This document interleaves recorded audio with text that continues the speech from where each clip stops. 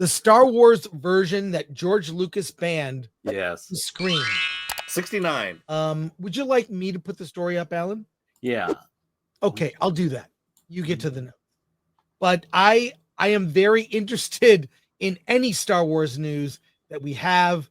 It always interests me. You know, it's like your joke to me was always like, we gonna talk about Star Wars today? This is what Alan would say on the show. Like, somehow Star Wars will come up. Well, you know, it does. Let's be real. Are you going to talk about Han, Luke, and Leia again? How Well, long did we stretch the acolyte out? Look, if that comes up, it comes up organically. But you would joke to me when we were first doing live streams, Star Wars would come up every conversation. I almost feel, before we get into this, I almost feel it's kind of a form of therapy for Star Wars fans. This is why it is such a topic, even though the brand, I think, is hobbled and irrelevant. We'll talk about that more when we discuss Andor season 2. But it's a form of therapy. Why? I'll tell you this. Quick rant. Because I grew up on the Star Wars original trilogy. I saw Star Wars when I was 11. Then the Empire. Was very formative years being a teenager in high school, seeing Star Wars, the original, the OT, as it were. And in my mind's eye, through comic books and also novelizations and things like the Splinter of the Mind's Eye, and also from owning action figures. And I didn't collect them. I played with them. They stayed in my backyard. They got rained on and dirt. And, I played with my figures. So in my mind's eye, I made up the continuing adventures of Han, Luke, and Leia in my brain. And that's not original. Millions of kids did the same thing. They imagined adventures, further adventures of Han, Luke, and Leia after Return of the Jedi. We finally get the Star Wars sequels, and they treated the legacy characters horribly. They never reunited Han, Luke, and Leia. Check your bingo card, Alan. Go ahead, make fun of me. And this is why this topic it's like a wound from childhood, that seeing more Star Wars movies with Han, Luke, and Leia and Lando and the droids and meeting up. And I am not alone in feeling this. So in many ways, the reason this topic continues is because of that. We never truly got the adventures of Han, Luke, and Leia. We got Finn, Poe, and Rey. And there you are. So Alan, from the Hollywood Reporter, the Heat Vision column, which covers a lot of nerd news, tell us Star Wars version that George Lucas banned to screen for the first time in 47 years. Tell me about this. All right. Well, you may think you've seen the original Star Wars, but chances are you've watched one of the many altered special editions heavily modified by George Lucas over the years. From subtle tweaks in the infamous infamous changes like Greedo shooting first and a clunky CGI Jabba the Hutt, Lucas's relentless revisions have long frustrated fans craving the 1977 original. Now, for the first time since 1978, a rare Technicolor print of the original theatrical release is being publicly screened in the UK at the British Film Institute's Film on Film Festival in June. Painstakingly preserved over 4 decades, this version has been largely inaccessible due to Lucas's insistence that only the special editions represent the true film. As excitement builds for the screening, fans are hopeful it might inspire Disney and Lucasfilm to bring the original back to more audiences, maybe even in the States. Let me just say this. I saw the original. Me too. When Star Wars came out, it opened in, I think, 10 theaters in the US. One of them was the Americana Theater, just outside of Detroit. And that was my favorite movie theater. I saw so many films there. I saw Logan's Run, later saw movies like Tron and the Black Hole, Blade Runner, Aliens, on and on. It was the biggest screen in the Detroit area. It had THX sound. It was amazing. It was amazing. And so I saw the original version 7 times over that summer. And Star Wars played for an entire year in one theater. There wasn't reserved seats. You got in a line, and hopefully you were at the front of the line and got a good seat. So I've seen the original many times. And I remember when it was first released on VHS. I had that version. I had a bootleg version before it was released legally. Yes, there were like bootleg versions of Star Wars back in the day on VHS. So I saved money from my newspaper route to buy a VHS player. So I've seen it. But did you know that George Lucas continued to make changes and edit the film after it opened in those 10 theaters?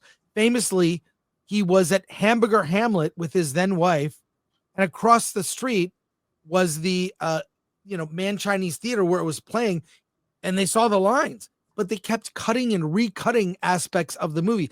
Little changes like audio cues, like when Obi-Wan disarms the tractor beam, that audio is different. There's a lot of subtle little changes. George Lucas was never happy with this movie, continued to tinker with it. So even this version, I question, is it the version earlier as first released or later? There's even, if you do the research, a film professor that Lucas allowed to screen an assembly cut of Star Wars that was black and white that had production audio that really showed how much work went into the sound and the effects and whatnot. It's just a rough assembly, and it shows you really the craftsmanship. By the way, there's some construction outside my window. Let me know if that sound is distracting. Yeah, I don't hear it is for me, but okay, that's great to hear. What are your thoughts, Alan? I'm excited. I would like to see this for myself. You'll probably see like things like you could see certain prints. And it depends on the how the brightness of the bulb. You could see like the little mat that followed the models. I'm glad they obviously fixed that. But what are your thoughts on this? Yeah, I saw Star Wars. So I was in the, hey, have you heard about this Star Wars movie phase? That was you. Yeah, so it had expanded to one theater in the South Bay area of Southern California, in Torrance, more toward Lawndale, over by the South Bay Galleria. You don't even know this. That's where I saw Star Wars for the first time. My brother dragged me to see Star Wars because my dad didn't want me hanging out at the office during summer. So that's when I first saw it, and that's when I first got my full embrace of Star Wars. And as you say, that the movie changed my life. And so yeah, I have at least seen the original version. I do believe I own the VHS versions of the clean cut, meaning before Lucas did the special editions, he had to have a clean cut of the movie digitized, and I believe I have the VHSs of those 3 movies. So at least the story-wise, I have ones that are still intact. But this is exciting. I hope this comes down, and I think the point of this article is that maybe Lucasfilm and Disney are okay with these screenings, and that they're not going to do anything to stop it, and that maybe if Disney was smart and maybe needed money to help cover certain losses from the last 2 movies they put out, that maybe they would want to do this Memorial Day weekend or something like that, or have some special screens, because I think people will show up. Yeah, well, I'll tell you this. There are a lot of people already know about this. If you don't, look it up. There are the despecialized editions.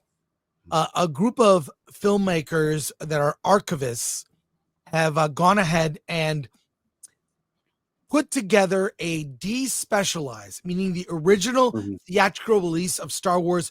You can download it in 4K Blu-ray.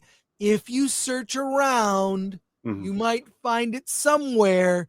You can download it and burn a copy. You can even download sleeves for your Blu-ray case.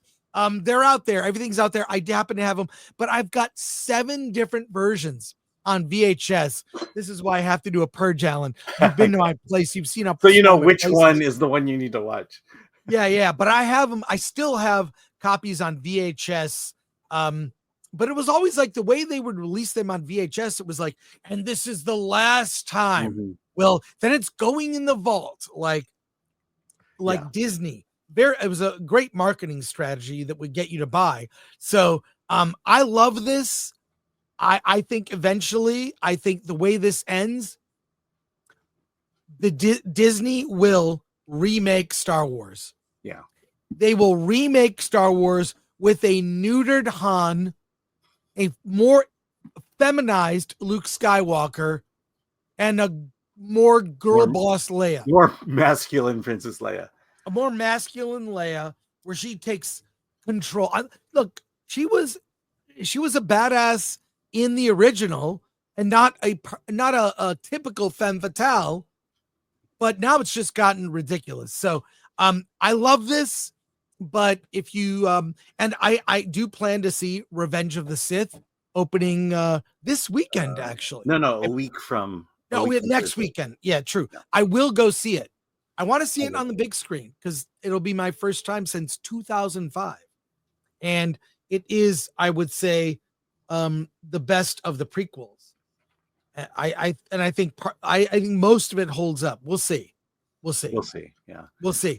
But by the way, while you're restoring the original Star Wars, throw Hardware Wars into that as well. I love Hardware Wars. I have that on DVD as well. Let's get the 4K version of Hardware Wars. Hardware Wars. I love that. When that came out on VHS, that was the first like parody film. One of the first. No, you know what it was? Because in the late 70s, we had Showtime for a year. Yeah. And they would play Hardware Wars on Showtime, and that's where I first saw it.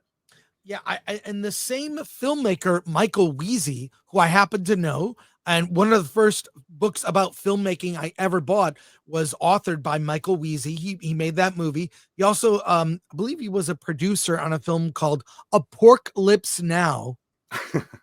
There were a lot of these parodies. They were short films. They were fun. They were on VHS. Early days. This is pre-internet, folks. This was the 70s and early 80s when these parodies came out. And I love them. But I can't. I hope this encourages. Look, a lot of the changes, I think the least changed of the Star Wars trilogy was Empire. And the changes they made don't make the movie better at all. They make it worse. So I don't remember a lot of changes to Return of the Jedi. There's a really bad change in Empire Strikes Back where they thought people would not understand that Darth Vader was going to his Super Star Destroyer, and they get me my shuttle to get to the.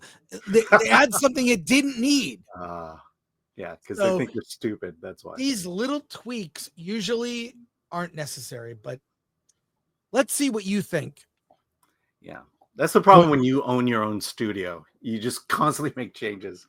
Sometimes you need a studio to just say, it's good enough. Go with it.